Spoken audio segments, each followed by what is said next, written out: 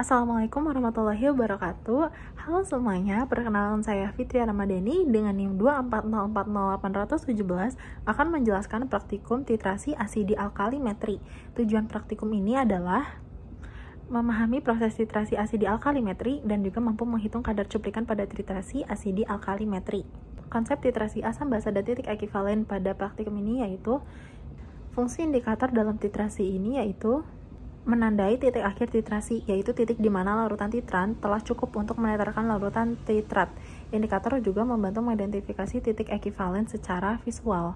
Bentuk-bentuk kurva titrasi yaitu grafik yang menunjukkan hubungan antara volume titran yang ditambahkan dengan pH larutan. Kurva ini memiliki beberapa karakteristik, yaitu titik awal, yaitu larutan titrat sebelum dititrasikan, titik ekivalen, titik di mana jumlah mol asam sama dengan jumlah mol basa, titik akhir yaitu titik di mana indikator berubah warna, menandakan akhir titrasi. Reaksi karbonat bikarbonat yaitu karbonat dan bikarbonat adalah ion basis lemah yang dapat bereaksi dengan asam secara bertahap dalam dua tahap reaksi.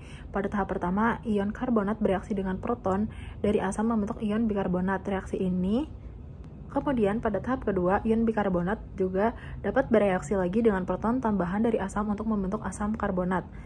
Asam karbonat ini bersifat tidak stabil dan akan terurai menjadi air dan gas karbon dioksida. Dalam proses titrasi campuran karbonat bikarbonat, dua titik akhir dapat diamati karena ada dua tahap netralisasi. Yang pertama ketika semua karbonat berubah menjadi bikarbonat, dan yang kedua ketika semua bikarbonat diubah menjadi asam karbonat. Langkah-langkah utama dalam praktikum ini yaitu dimulai dengan persiapan bahan dan alat yang diperlukan, yaitu siapkan larutan standar seperti HCl atau NaOH sebagai titran, serta sampel titrat yang akan ditentukan kadarnya. Larutan standar ini harus distandarisasi terlebih dahulu menggunakan larutan primer, seperti natrium tetraborat untuk HCl atau asam oksalat untuk NaOH. Setelah itu, pipet sejumlah sampel titrat ke dalam labu Erlenmeyer dan tambahkan indikator yang sesuai, misalnya metil merah atau fenolftalin. Proses inti dari praktikum ini adalah menambahkan larutan titran secara bertahap melalui burat ke dalam sampel titrat sambil mengamati perubahan warna indikator. Ketika indikator berubah warna, titik akhir titrasi telah tercapai dan volume titran yang digunakan dicatat untuk memastikan hasil yang akurat. Ulangi proses titrasi sebanyak 3 kali lalu rata-rata hasilnya. Bahan yang penting dalam titrasi asidi alkalimetri ini yaitu larutan standar HCl ataupun NaOH. Fungsinya ini sebagai titran untuk menetralkan sampel titrat. Dan juga ada sampel titrat yaitu asam ataupun basa. Fungsinya ini sebagai zat yang akan ditentukan kadarnya melalui titrasi. Kemudian ada indikator, misalnya metil merah ataupun fenolftalin untuk menandai titik akhir titrasi dengan perubahan warna. Aquades juga digunakan untuk melancarkan larutan atau membersihkan alat-alat laboratorium. Cara menganalisis data hasil praktikum titrasi ini adalah dimulai dengan mencatat volume larutan titran yang digunakan hingga mencapai titik akhir titrasi. Kemudian hitung kadar zat dalam sampel menggunakan rumus dasar kadar sama dengan volume titran dikali normalitas titran dibagi oleh volume sampel. Misalnya, jika kita menitrasi asam cuka dengan NaOH 0,1 N dan volume NaOH yang digunakan adalah 25 mili untuk sampel asam cuka sebaik 10 mili, maka kadar asam cuka dihitung sebagai 25 dikali 0,1 dibagi 10, hasilnya 0,25 normalitas. Normal maksudnya. Hasil yang diharapkan dari praktikum ini yaitu jika menggunakan indikator metil merah, perubahan warna dari merah muda menjadi merah menunjukkan titik akhir titrasi. Sementara itu, jika menggunakan fenolftalin, warna larutan akan berubah dari tak berwarna menjadi merah muda. Selain itu, bentuk kurva titrasi juga memberikan informasi penting tentang reaksi yang terjadi.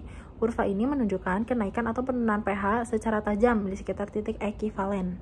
Pada campuran karbonat bikarbonat, dua titik akhir dapat diamati karena ada dua tahap reaksi netralisasi, yaitu yang pertama ketika semua ion karbonat berubah menjadi bikarbonat, dan kedua ketika semua ion bikarbonat menjadi asam karbonat. 3 tips penting agar praktikum ini berjalan dengan baik, yaitu pastikan larutan standar telah distandarisasi dengan baik, gunakan teknik pipetting yang benar, dan juga amati perubahan warna indikator dengan hati-hati. Langkah-langkah keselamatan kerja yang harus diperhatikan yaitu pakailah alat pelindung diri seperti sarung tangan dan juga jas laboratorium, berhati-hati dengan larutan kimia, gunakan alat laboratorium dengan benar, dan juga simpan larutan dengan aman. Pada praktikum ini, bagian yang sulit menurut saya adalah penentuan titik akhir titrasi dengan presisi, karena terutama saat menggunakan indikator ya, karena perubahan warnanya ini seringkali sangat cepat dan butuh pengamatan yang sangat-sangat teliti. Kesalahan yang mungkin terjadi yaitu kelebihan atau kekurangan larutan titran. Pastikan pipet dan buratnya digunakan dengan presisi, dan juga adanya kontaminasi dalam sampel. sehingga harus selalu dibersihkan alat-alat laboratorium sebelum digunakan. Manfaat praktikum ini yaitu memberikan pemahaman tentang analisis kimia yang berguna dalam bidang industri, farmasi, dan juga penelitian. Misalnya dalam industri makanan, titrasi digunakan untuk menentukan kadar asam dalam produk, seperti asam cuka ataupun jus buah.